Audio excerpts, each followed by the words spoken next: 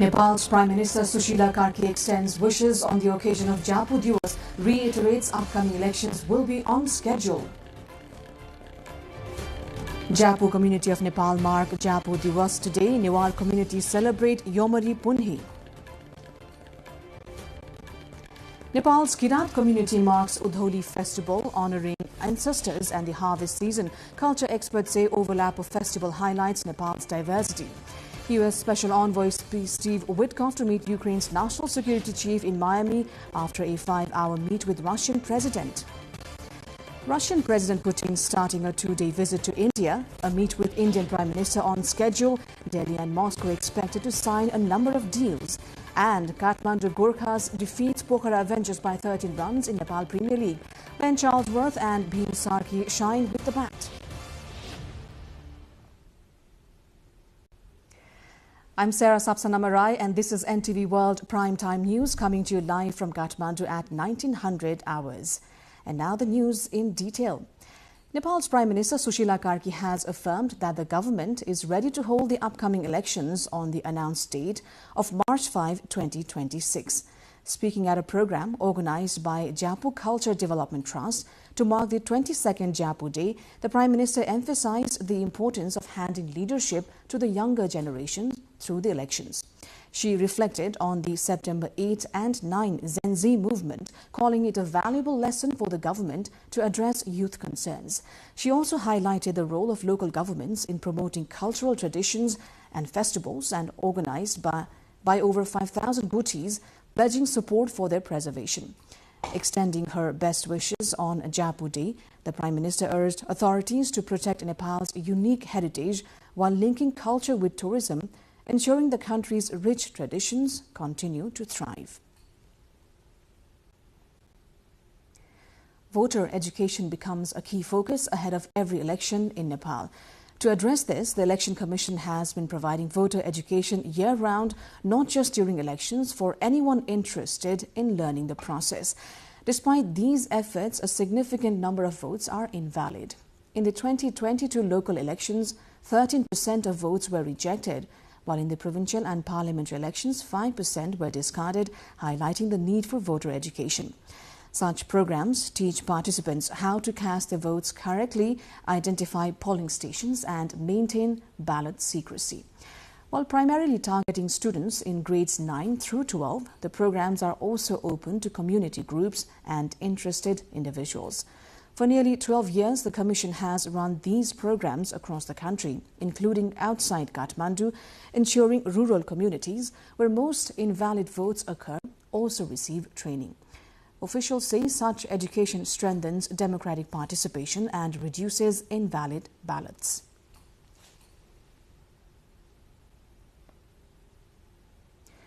Today, Nepal celebrates Japu Diwas, honoring the Japu community, an indigenous agricultural group in Kathmandu Valley, known for their farming skills, craftsmanship, and preservation of Newar culture. This year, the celebration coincides with Yomari Punhi, the Newar festival marking the harvest of new rice. Across the valley, Japu families take part in traditional rituals, dances, and community gatherings, while Newar households prepare Yomari, a steamed dumpling made from rice flour, sesame, and molasses. Cultural experts say the overlap of these festivals highlights Nepal's rich cultural diversity, celebrating the harvest while preserving centuries-old traditions.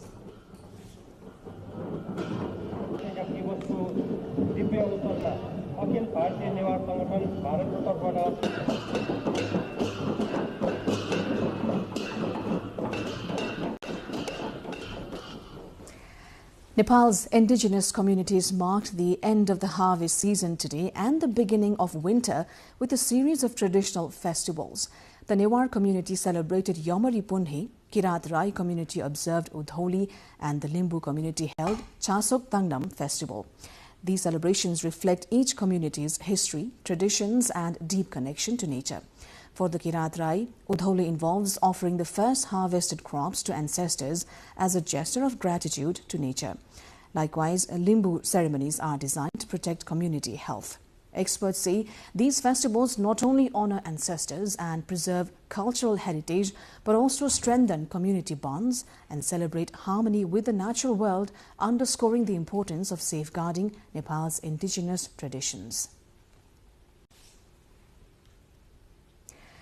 Nepal has officially listed Yomari, a beloved delicacy of the Newar community, as a national intangible cultural heritage, giving the traditional food greater cultural recognition.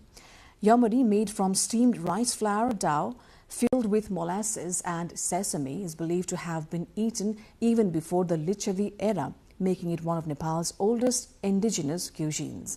The dish holds special cultural significance during Dhanya Purnima, when Newar families prepare and share Yomari as a symbol of warmth and good harvest.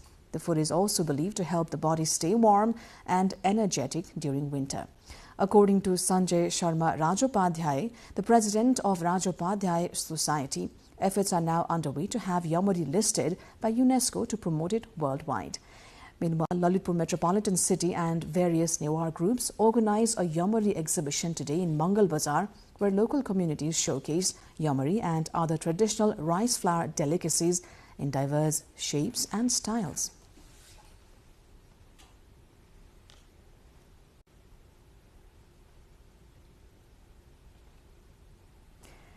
Yomari, a Newari traditional steamed dumpling made from rice flour, sesame and molasses, is a beloved winter delicacy in Nepal.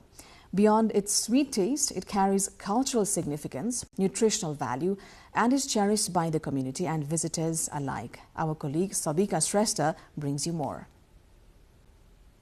As Nepal celebrates the winter festival of Yomari Purnima today, Nevari households are filled with the aroma of steaming Yomari, a traditional delicacy now steadily gaining global attention and appearing more often on restaurant menus as well. At the heart of this festival, food lies chaku, a warm, caramel-like filling made from jaggery, cherished for both its flavor and its centuries-old health benefits. Chaku is made by cooking jaggery, an unrefined cane or palm sugar widely used across South Asia, until it becomes thick and glossy. While loved for its deep, comforting sweetness, it is also valued for the natural wellness it provides during colder months. As winter sets in, many Nepali families consume chaku as a natural immunity booster. Much of chaku's strength comes from jaggery itself, which is considered as a healthier alternative to refined sugar. Rich in iron, phosphorus, magnesium, and other essential minerals, jaggery helps regulate blood circulation and maintain energy. And when it is blended with sesame seeds and ghee, chaku becomes a source of healthy fats that help the body stay warm from within, a benefit specially appreciated in Himalayan winters. Yomari 40 देखि 50 ग्राममा बन्ने गर्छ र त्यो यमरीमा चाहिँ 140 देखि 200 kilo क्यालोरीसम्म pound सक्छौं। त्यसमा चाकु, तिल, पिठो, चामलको पिठो र घिउ एड हुने भएकोले त्यो इन्स्टेन्ट एनर्जी बुस्टरको काम गर्छ। यसको मेन इन्ग्रेडिएन्ट चाकुमा चाहिँ आइरनको मात्रा, फोस्फोरसको मात्रा, म्याग्नेशियमको मात्रा एकदमै धेरै पाइन्छ। प्लस यसमा ज्यागरी युज हुने भएकोले यसले इन्स्टेन्ट एनर्जी बुस्टिङ र इम्युन बुस्टिङको पनि काम गर्छ। The outer layer of the yomari adds its own nutritional value. Made from steamed rice flour, the soft shell is naturally high in fiber, aiding digestion and balancing the sweetness inside. Together, they form a winter treat that is both nourishing and comforting. जाडोमा खाने चाडपर्वमा मुख्य गरेर यो यमरी पुनिको बेलामा खाने भनेको यमरी नै हो। यमरी विशेष गरेर हाम्रो चाहिँ चाकु र हामो भनेर टिल भन्छ। हामो र चाकु र हामो मिक्स गरेर यो चाहिँ नयाँ धानको यो के भन्छ धानको पिठो चाहिँ यमरी बनाउने हो। यो विशेष गरेर यो चाहिँ जिउलाई चाहिँ न्यानो पार्ने पर्वको रूपमा मनाइन्छ। विशेष गरेर यो मरीमा बाहिरको जुन चाहिँ त्यो पिठो छ यो जुन चाहिँ उसको यो चामलको पिठो त्यो चामल पिठो चाहिँ अब पुरानो चाहिँ होइन नयाँ धानको विशेष गरेर त्यो चाहिँ लस्सा आउने खालको त्यस्तोको चाहिँ बनाउने हो त्यसले धेरै इनर्जी पनि दिन्छ अनि अर्को भनेको त्यहाँ चाकु भनेको चाहिँ विशेष गरेर हाम्रो आइरन केन्द्रीकृत हुन्छ आइरनले हाम्रो आइरन भित्र गयो भने हामीलाई चाहिँ न्यानो चाहिँ पार्ने हुन्छ त्यो न्यानो पार्ने भएको हुनाले अहिले यो जाडोमा जाडो चाहिँ को बेलामा त्यो जाडो चाहिँ शरीरभित्र नै न्यानो पारिराख्नको लागि हामी योमरी बनाउँछौँ योमरी बनाएर योमरी खुवाउँछ आजको दिन. For generations in Nepal, chaku has also played a role in postpartum care. New mothers are given chaku-based foods to boost milk production, regain strength and stay warm, a practice rooted in traditional knowledge long before modern supplements. As global interest in traditional whole food remedies grows, this humble Nepali sweet is earning appreciation well beyond its cultural origins. On Yomari Purnima, a festival of harvest and togetherness, chaku stands out as more than a sweet feeling. It's a warm blend of tradition and nourishment that helps people power through winter from Nepal to communities around the world. As winter festivities begin, delicacies served such as Yomari not only preserves and promotes culture but also helps in restoring strength, boosting immunity and protecting our well-being. Sabika Shrestha reporting for NTV World with camera person Samir Thapa. You're watching NTV World Primetime News, a special conversation on Sakela Udholi Festival from the studio coming up next. Stay with us.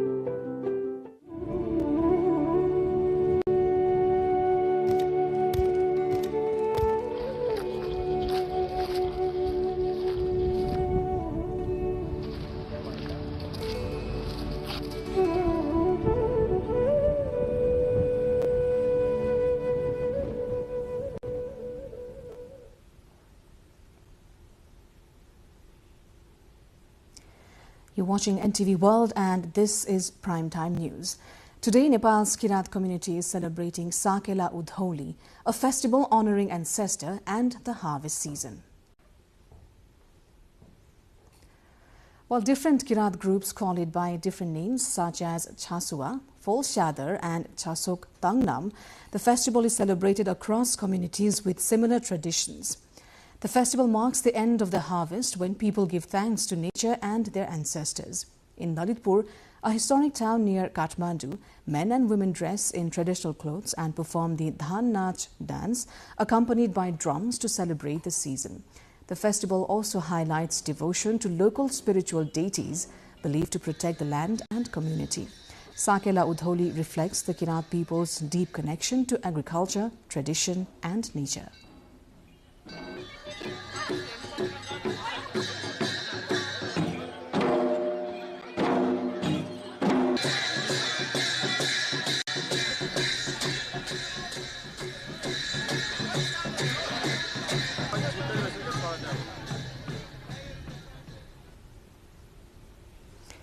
Now, as Nepal celebrates the vibrant Sakela Udholi festival, we turn our focus to the rich cultural and linguistic heritage of the Kirat communities.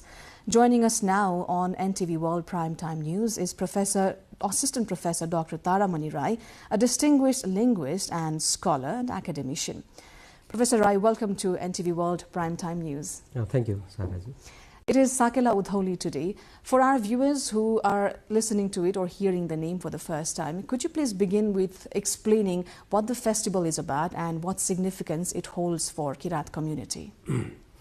Udholi is one of the major festivals of the Kirat community, including the Rai, Limbu, Sunwar, and Yaka.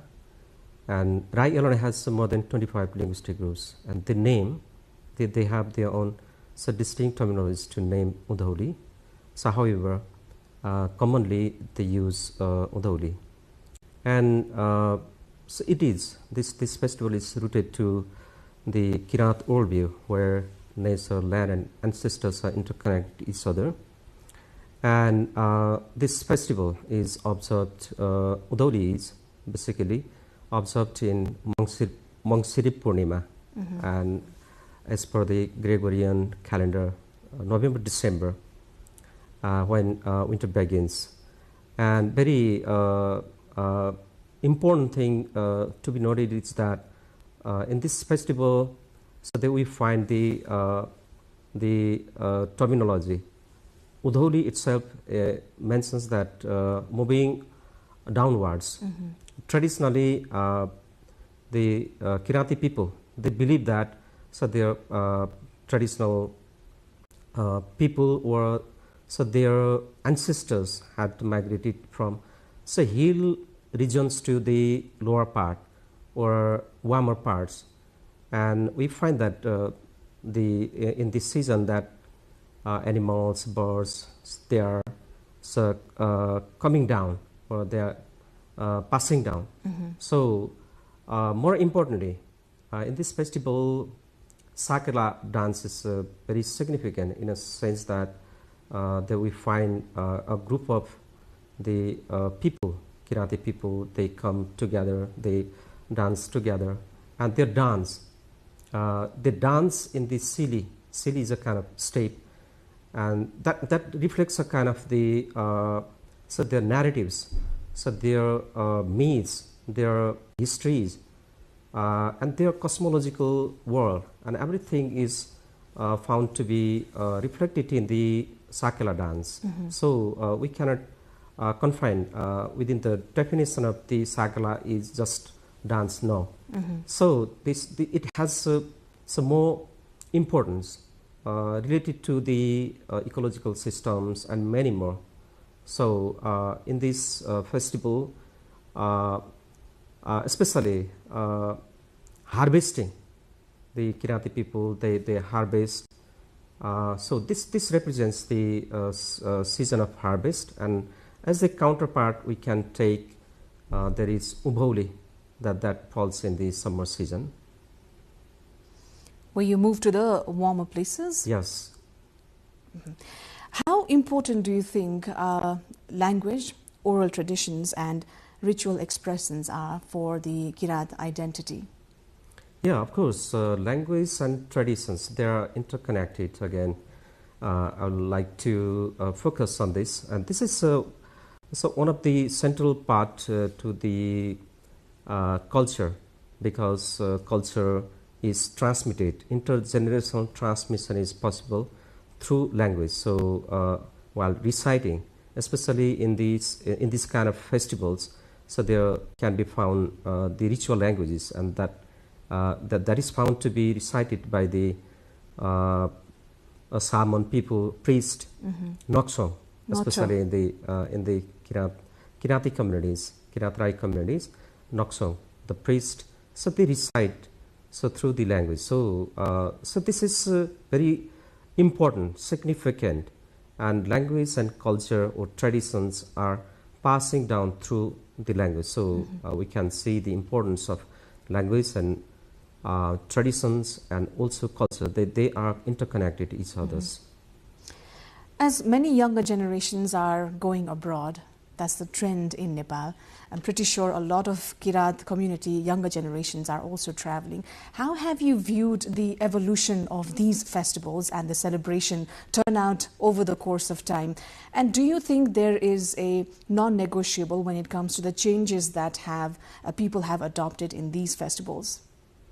Yeah. In course of time, many things are found to be evolving, and so far so this is in the case of the Udoli or the Kirati festival too. Younger generations are adapting new things, new technologies, and they have adapted to this festival with new technologies.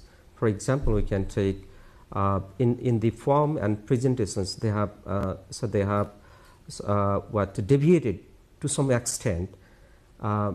However, the core part or the central thing seems to be still intact or still unchanged, remain unchanged, in a sense that especially in Sili is a kind of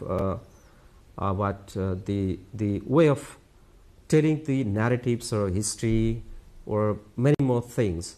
So that seemed to be still intact, and also there is required naksong. Without naksong or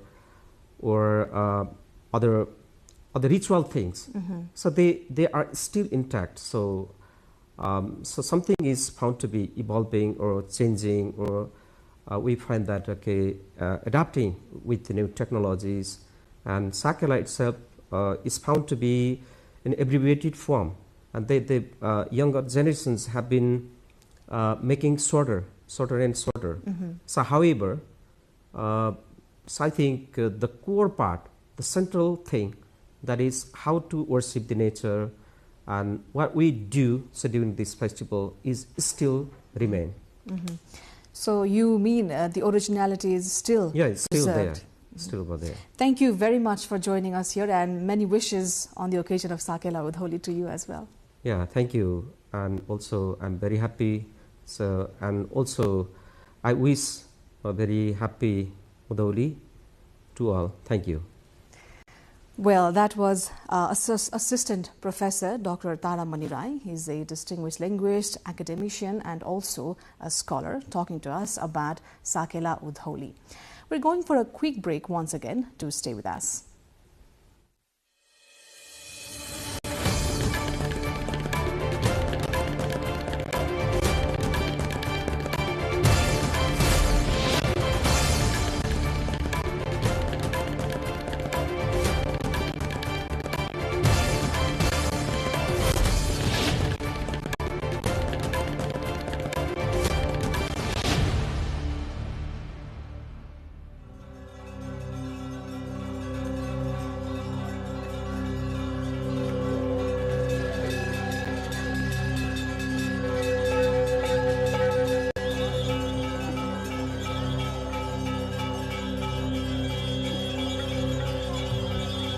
In Suklafata municipality, residents of Tilki have built a 400-meter embankment along the Doda River using bamboo, jute and other natural materials reinforced with plants and grass to protect against flooding.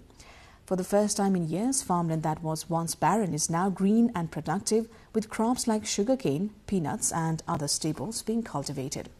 Local authorities are now adopting similar techniques across the municipality, recognizing that biological embankments built with local resources and simple methods offer an effective, low-cost solution to protect communities